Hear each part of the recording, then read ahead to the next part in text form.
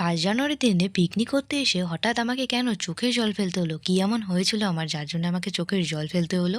তো কি হয়েছে আমার সেটা আমি তোমাদেরকে বলছি। তার আগে পিকনিকের মেনু কি, কি হচ্ছে চলো সেগুলো তোমাদেরকে বলি। তো দেখো আমরা কিন্তু সবাই মিলে বসে পড়েছি এখানে কাজ করতে। তো কেউ ছাড়াচ্ছে মটরশুঁটি, কেউ বিনস কাটছিল, গাজর কাটছিল। তো এভাবে সবাই কাজ করে নিলাম। আর দেখতে, দেখতে কিন্তু সন্ধ্যা হয়ে গেছে।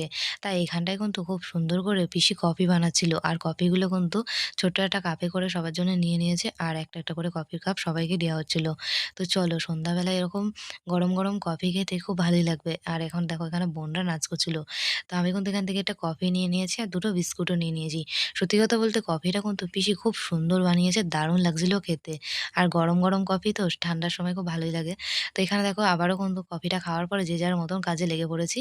তো যেহেতু রাত হচ্ছে আর ঠান্ডাটাও কিন্তু যত বাড়ছে, যত রাত হচ্ছে তত ঠান্ডা বাড়ছে। তারপরে কিন্তু এখানে আমরা সবাই নাচ করছিলাম আর এদিকে পিসি, দিদি, বড়দিদিরা সবাই মিলে রান্না করছিল।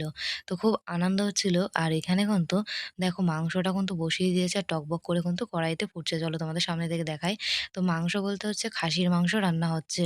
তো রান্না-বান্না কিন্তু সব কমপ্লিট হয়ে গেছে। এখন কিন্তু মাংসটা নামানোর পর সবাইকে কিন্তু এখন খেতে বসিয়েও দিয়েছে। আর আমিও কিন্তু খাবার নিয়ে নিয়েছি। তো চলো খেতে, খেতে আজকে তোমাদের সুন্দর একটা ছোট্ট কমেন্ট বলি।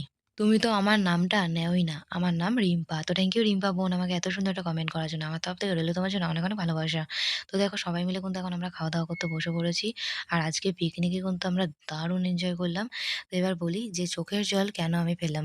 তো বন্ধুরা পেঁয়াজ কাটতে গেলে তো চোখের জল বেরোবেই। সেইজন্যই কিন্তু আমার চোখ দিয়ে জল বেরোচ্ছিল। তেমন কিন্তু কোনো ব্যাপার না।